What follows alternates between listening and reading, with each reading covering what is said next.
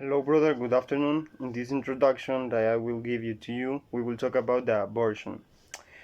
Now we will see a video about it, and then I will give you my personal opinion.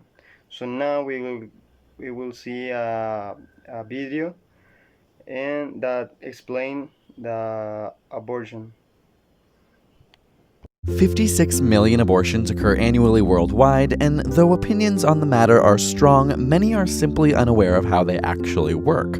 So, regardless of whether you're pro life or pro choice, what actually happens during an abortion? Abortion procedures range from taking a pill to surgical options, often based on availability or how far along a pregnancy is, and 92% of legal US abortions take place within the first 13 weeks of gestation. The oral tablet is effective 49 days from one's last menstrual period.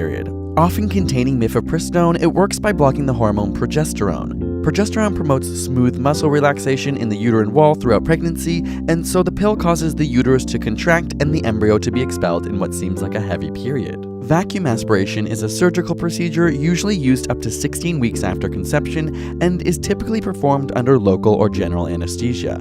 The cervix is numbed and opened wide enough to pass a slender tube into the uterus where suction is used to empty the contents. Within the same timeline, a DNC or dilation and curettage abortion can be used.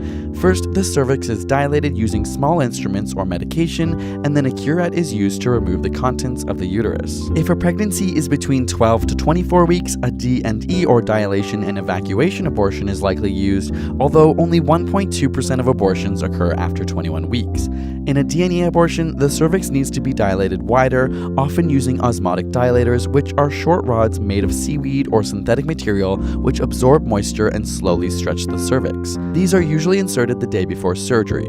Once dilated, fetal and placental tissue is removed via vacuum aspiration, forceps, and a curette. The decision to have an abortion after 24 weeks is extremely rare and often due to severe fetal anomalies. When abortions are allowed by the local law, they are one of the safest procedures in medicine, with case fatality rates less than 1 death per 100,000 procedures. In the US, the risk of death associated with childbirth is 14 times higher in women than that of an abortion. There are also myths that abortion is linked to an increased risk of cancer as well as difficulties in conceiving or carrying a future pregnancy, but both of these claims have been refuted by extensive medical research. However, unsafe abortions practiced by individuals without the necessary skills or in an environment that does not conform to medical standards cause an estimated 68,000 women to die yearly, while a further 5 million suffer temporary or permanent disability. Methods range from ingesting toxic solutions, inserting foreign bodies into the uterus, and even trauma. The World Health Organization has called unsafe abortions a preventable pandemic.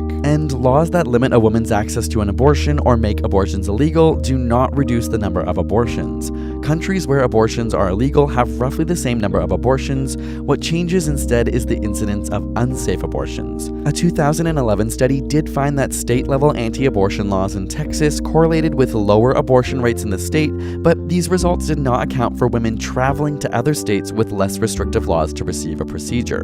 Conversely, researchers have found that sex education and access to contraceptive methods do reduce the number of abortions by minimizing unwanted pregnancies. This can be seen in the abortion rates decreasing significantly in the developed world since 1990. Ultimately, access to legal abortions make women's lives safer and healthier. If you'd like to learn about Plan B or emergency contraceptive, which is not the same thing. Okay. Well, as we could see in the previous video about abortion, there are so many women who decide to have an abortion. In my personal opinion, I'm not in favor of this. Why?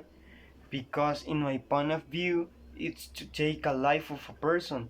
Because although not still born yet, he's already been with a soul. Um, Also, I'm not in favor because it goes against what God dictates. Since I know that isn't correct, because only God can take a human life, not another human. And I'm in favor with the countries that have not yet legalized it. Well, brother, this is my video about the abortion. Uh, Thanks for watching and take care.